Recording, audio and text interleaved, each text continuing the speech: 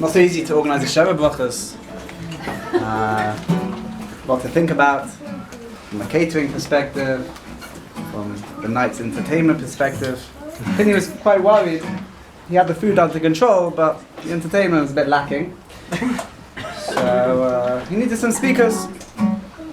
So he approached the biggest Talmid Chacham in Yeshiva, the biggest Masmid, and he asked him, please, come to the Sheva Brachos, say Divrei Chizuk, Divrei Torah, just a few minutes, take out from your regular schedule to come to the Simcha. And he said, I haven't missed this night Seder in about 10 years. It's not going to happen now. I'm sorry. Please try and find someone else. So, looking at different avenues. But, went to the funniest guy in Yeshiva. Maybe make a few jokes. Lift the atmosphere a bit. But he couldn't make it. So sorry, I'm on the really tight schedule. That Monday night, can't really do it. Sorry. Can use a loose end. What's he going to do? No one to speak. It's not going to be a nice atmosphere. So he came to me. He said, "Do you mind? Please say a few words. With Torah, with jokes."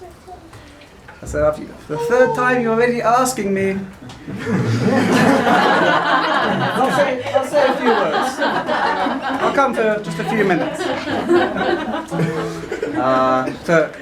To reiterate what Harav Grunsfeld said, to thank Chazania, it's a very unique way of doing things. And last year I had the fortunate experience of going to the tree of where these apples of Pinyanosson fell from. I was zeicher to go to the tree just over a year ago for my brother's wedding. Just before they sold it, unfortunately. The house full of chesed. You can barely move in the house. There's so much chesed going on. But I had the basement to myself, so I appreciate that. And I saw firsthand where Pinny gets it from. So hospitable to me and so welcoming and catered for my needs. So I'd like to thank you again for that stay last year. And this is unbelievable, really amazingly put together, very interesting way of doing things, unique way. I've never actually seen a mechitza like this.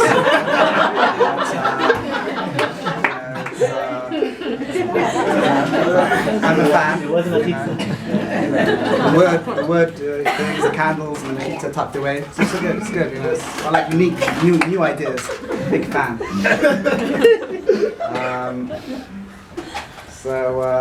Say some words. So just before Yom Kippur, just after Yom Kippur, previous Yom Kippur, I was with the Tama, waiting for his taxi to the airport. Single, both of us, whatever. Tama was going home for Sukkot. I was staying here in Eretz Yisrael. And so I think he told me, I might have some shidduchim lined up, whatever, fine. A short while later, news comes out, night Seder, Thursday night, Thomas engaged, Mazel Tov, wow, And just in a few short weeks, it's just amazing to see what can happen, Yeshua Hashem Kerefai, and that it's amazing how life can change so much in such little time. And we should all take chizuk from, it's amazing, Shidduchim is amazing, take chizuk for everyone's own issues, their own things they're hoping for. Really Hashem can do it so quickly, just in a few weeks, now he's married, how many months? Few little months. He's married and he's got his own house and his own family, it's crazy, his whole life's completely changed. You should take chizuk and Hashem can do everything very fast and help us out. I also wanted to thank the parents for the beautiful wedding. I've been here nearly 10 years in Yeshiva. I've been to quite a few weddings. And I have to say, I don't think I've felt, could come from a biased point of view, but also what I sensed from the atmosphere was I've never felt so much simcha at a wedding. It was really mamish simcha. Everyone was so happy, and the proof was that even 1 o'clock, when the second dance was taking place, you couldn't move on the dance floor. I've never seen any. I usually like to stay to the end of the wedding, but normally it's few and far between. Really very few stay till the end, but it just proves to tribute to Tamar, the fact that all his friends stayed for a packed dance for 50 people and right to the end proves how much he's loved by everyone, how everyone's so happy for him. It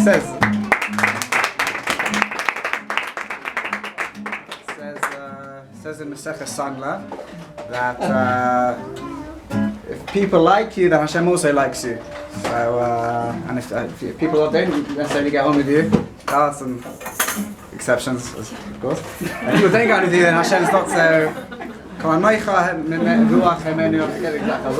It's a mission in Sanla. So it's also a tribute to Tamar, the fact that everyone likes him. Obviously, Hashem likes him and he's doing the right things. Fine, it's a bit of Torah. So we see these parshias, like Yetzias Mitzrayim, going through Shmos. If you listen carefully, there's no noise.